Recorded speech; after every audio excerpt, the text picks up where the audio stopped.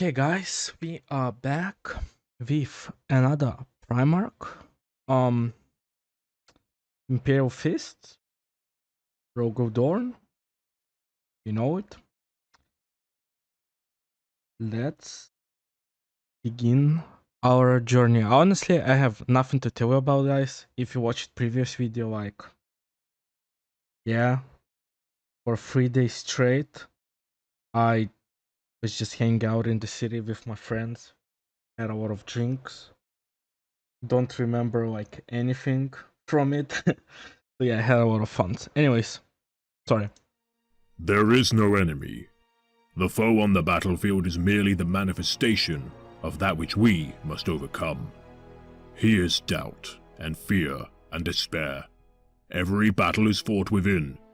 Conquer the battlefield that lies inside you, and the enemy disappears like the illusion he is. Virtue is often attributed unto the Primarchs of the Imperium. For it is true that many of the Emperor of Mankind's sons imbue their legions with their greatest traits, inspiring their sons with ideals such as heroism, loyalty, bravery, and sacrifice. ROGAL DORN is like, from Breaky's videos I remember, it's like tower defense, man, and that's like, I love tower defense games.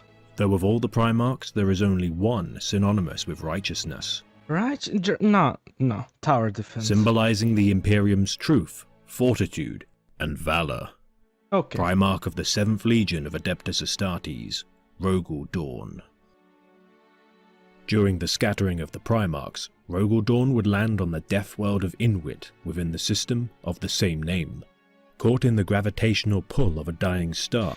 Wait, this is the first Primarch where Remembrancer said it's a death world. How is death world different from like the other worlds, like the Primarchs were dropped into? Half of Inwit's surface would be blanketed in perpetual darkness, with the other illuminated by faded sunlight. Dawn's capsule would be discovered by an ice cast native to the ice hives of the world. The patriarch of the House of Dawn would raise the Primarch as his grandfather, teaching him tactics and survival skills. Is it maybe perhaps this is very Slavic influenced? Because maybe I like it. When ROGAL DORN eventually discovered that his grandfather was not a blood relative, he still held his memory in high regard, keeping a fur-edged robe that belonged to him, blanketing his bed with each night that he slept. Oh, that's wholesome. Inwit bred hardy people as the planet bore little of value, but ROGAL DORN would lead his caste, reaching other planets for greater resources and unifying the system's people under the Inwit Empire, with ROGAL DORN becoming its emperor. Right, dude, I'm sorry I'm pausing too much, dude. I just like the vibe, you know? The Ushanka, the long coats, you know, the gloves, the scarves and stuff. I like it. The Primarch would also discover a ship within the orbit of his homeworld, the Phalanx. A colossal vessel constructed during the Age of Technology. Dawn would spend years trying to reactivate it. Also, yeah, in Bricky's video he said the Imperial Fists are like Space Fleet chapter, and they had like this big ass ship called Moon Failing, and I don't know. It's weird to say that Remembrancer said he discovered it. Like, this shit should be like continent size, no? Within 40 years of the death of his adoptive grandfather, Dawn would be discovered by the Emperor of Mankind and his Imperium.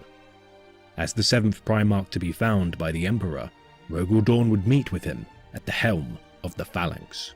Oh wait, so Emperor just discovered him. There was like no, like, Jagate Khan basically took over the world. Fulgrim and Perturabo like rebuilt it.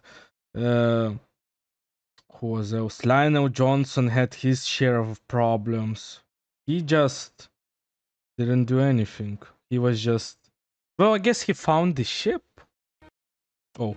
Returning the vessel to his father's care, ROGAL Dorn would bend the knee to the Imperium, and the Phalanx would become the Imperial Fist's fortress monastery. Dorn would from this day remain fiercely loyal to the Emperor, becoming an exemplar of the truth. He would never tell a lie and be a staunch defender of the Imperium. Commanding his legion and expeditionary fleets with both military genius and peerless devotion to the task set forth by the Emperor, Dorn would be compared to his brother Primarchs due to his similar traits. Bearing the same discipline as Guilliman, the bravery of the Lion, and even revealing moments of reckless zeal akin to the Khan or the Russ. Horus Lupercal would even state that a fortification held by Dorn's legion of the Imperial Fists could stave off his own legion of the Lunar Wolves in an endless stalemate should the conflict ever occur.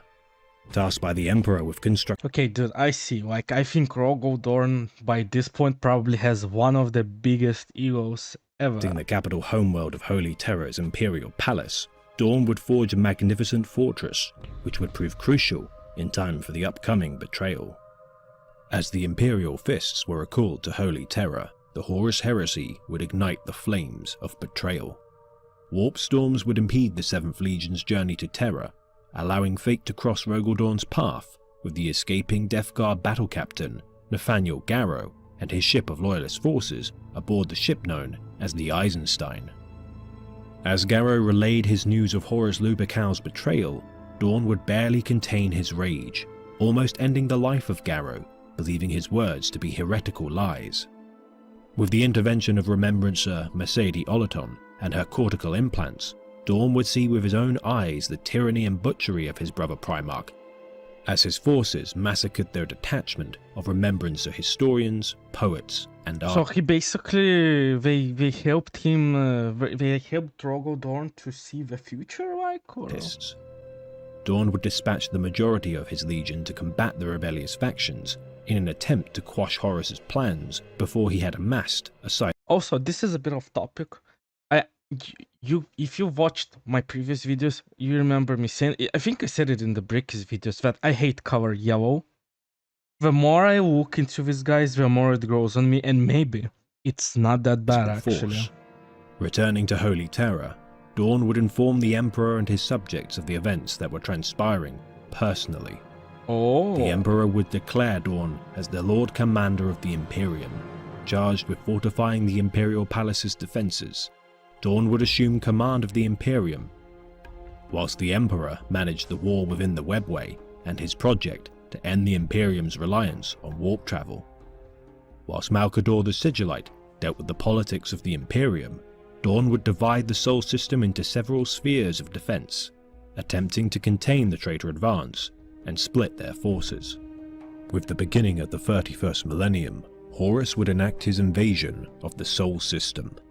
With Mars and Dude, I actually can't wait. I know there's still a long way to go, but dude, I can't wait to get into Horus and to understand why that man actually did. Moon of Luna under attack, Dorn would helm the Phalanx and engage the traitor forces. Mercedes Olaton would travel to the station with urgent news of the traitor forces' actions, only to be revealed as corrupted by the demonic being known as Samus. Bringing with it demonic forces of chaos, Dorn would engage with the foul beings and continuously kill Samus. However, the demon would be reborn until Mercedes Olaton would take her own life, closing the portal from which the demons had emerged. With the Sol system falling to traitor forces, Dorn would return to the Imperial Palace to command the defenders of the throne. Leading the forces of the Bab Bastion and Sky Fortress, Dorn would forbid his Primarch brothers Sanguinius and Jagatai Khan from leaving the palace walls, intending to slowly bleed the forces of Horus with a protracted siege, buying time for the arrival of Abute Guilliman's fleet of Ultramarines to turn the tide of battle. Dorn would relent when realizing the Ultramarines would not arrive in time, giving permission to Sanguinius and his blood angel. I'm listening to this, dude, but I can't do it. The art is so cool. Like, my beard grew 2-3 millimeters just by watching this shit. This is crazy how manly this shit is. I can't. To lead a counterattack so cool, from the bro. Helioscape. Dorn would position one of his lieutenants, Fafnir ran to defend the Lionsgate Just spaceport look at in it. its most fierce. This is like literally every little boy's fantasy, like to become this fucking strong ass man and, you know, swing a sword and kill demons. Son, That's Sigismund fucking cool shit ever, man. would engage the World Eater forces, aiding in the defense of the spaceport, only to be bested by his former friend, Khan. Dorn would save Sigismund's life, swatting away the chosen warrior of the Chaos being known as Khorne. So he defeated Samus and he defeated a greater demon Khorne? Despite his Khan? stalwart defense, the Lion's Gate would fall, threatening the integrity of the Colossi, Saturnine and Gorgon gates, imperiling the Eternity Wall spaceport. The Loyalist forces had the numbers to only protect 3 of these key structures, with Dorn deciding to abandon the spaceport. Dorn would set a trap at the Saturnine Gate, and at the height of the skirmish, clash blades with his brother Primarch, Fulgrim. Oh no. 3 of these key structures. Oh my god, guys. The video only downloaded 7 minutes. Wait a minute, we're gonna finish it on YouTube. Bro. Brother. Okay. I don't know what happened. We haven't, like, recorded... Nah, never mind.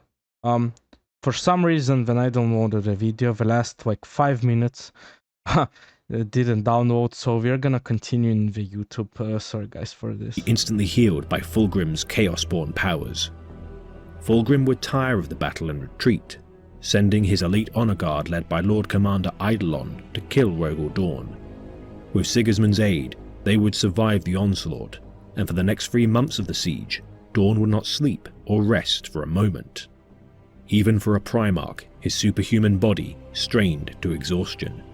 Jagatai Khan would insist... it's understandable because, dude, he's like the main defending force. They stroked his ego so hard, so now he has to, like, prove himself. ...that he should lead a charge to retake the Lionsgate spaceport, which Dorn would allow. The Khan would not return from the spaceport, Dorn believing him to be lost. No. In a last-ditch effort to end the war, Dorn, Sanguinius, and the Emperor of Mankind would assault Horus Lupercal's flagship, the Vengeful Spirit. Dorn would be... And here we know that Emperor basically succeeds in killing Horus but fails. Sanguinius, my favorite Primarch, dies. I wonder what happened to ROGAL Dorn. Separated from the Emperor and Sanguinius during the assault. Later, he would find his brother's corpse and his father fatally wounded. Receiving his final instructions from the Emperor, Dorn would carry the Angel and his Emperor back to Terra. Okay. Interring the Emperor unto the Golden Throne, Dorn would feel the weight of guilt bear down on him. Failure now scarred him, and the Primarch would inflict... This a bit I don't like. Why would he... He was like the main defending force. He hold the line while Gilliman and his reinforcement would arrive. Clearly, I think my man did nothing wrong. ...suffering upon himself with a device known as the Pain Glove. The Pain revealed to him visions that his legion would need redeeming as penance for his failure to protect his Imperium. Okay. Seeing an opportunity, Dorn would assault the Iron Cage, a gigantic fortification built by Perturabo and his Iron Warriors to mock the fighting capability of the Imperial Fists. Dorn would rise to the challenge and spend weeks attempting to conquer the labyrinthine fortress. With the end of the battle near, it is uncertain as to which legion would survive. Regardless, Rabute Gilliman would intervene, causing the Iron Warriors to retreat into the Eye of Terror. Damn, Perturabo, he tried, and yet ROGAL Dorn bested him. The Imperial Fists had suffered catastrophic losses during the battle, but nonetheless redeemed themselves in their duty to spill the blood of traitors to the Imperium. The remainder of the 7th Legion was split into successor chapters, including the Black Templars and Crimson Fists. They are the Black Templar? Oh my god. And for the next 20 years, Dorn would continue to split his legion into Codex Astartes compliant chapters. The final record of ROGAL Dorn would soon follow, with the Primarch engaging in battle with a Chaos Fleet despoiler-class battleship known as the Sword of Sacrilege. Leading a desperate attack on the ship's bridge, the Primarch's fate would be unknown, with his sons recovering only a severed hand from the aftermath of the battle. Oh my god, guys. This is why in Bricky's video, when he he started to talking about ROGAL Dorn, he said, and he needs a hand. Oh my god, it's so crazy that like Bricky put a lot of memes like in his video, and now because I'm starting to watch and learn about Primax a little bit more, only now I'm starting to understand those memes. Oh my god. Keeping So the good. severed skeletal fist in stasis within a shrine aboard the Phalanx, with every chapter master of the Imperial Fists etching their names into the bones of the relic, a reminder of the Legion's duty to sacrifice for his Imperium. It's kind of a bit weird that they recovered his hand and now it's like a bones and they carved their names into the bone. I mean, kind of weird. Discipline, duty, unyielding will. These are the measures by which every warrior is judged. Unarmed, a warrior with these qualities will still find victory, no matter how long or arduous the path. When girded with the sacred armaments of the Adeptus Astartes, such a warrior becomes truly indomitable. ROGAL Dorn. This has been a tale of the great Imperium of Man, read by the Remembrancer. Thank you, remember. Sons of Baal, still your rage, for in my next Vox transmission, we shall extol the Baal deeds of Sanguinius? the great angel, Sanguinius. Yeah, I don't think it's gonna happen because the next one is gonna be Conrad Curse. 27 minutes? God damn. Oh, guys, guess which Primarch Remembrancer likes. 42 minutes. God damn. Okay, guys. Thank you, Remembrancer, for making this video. You see, I left a like, sub. This is like the payment thing, yeah. Thank you for watching also my reaction to it. If you liked it, please leave a like. If you didn't, well, you know, do what you do best. Please sub, guys. It makes my day a bit better known that someone around the world cares, that, you know, and wants to learn Warhammer with me. See you in the next video, which is gonna be Thursday, because all the parties and everything my wife ended. We are gonna return to the normal schedule. Mondays, Thursdays. Mondays, Thursdays. Okay. Ciao, cacao.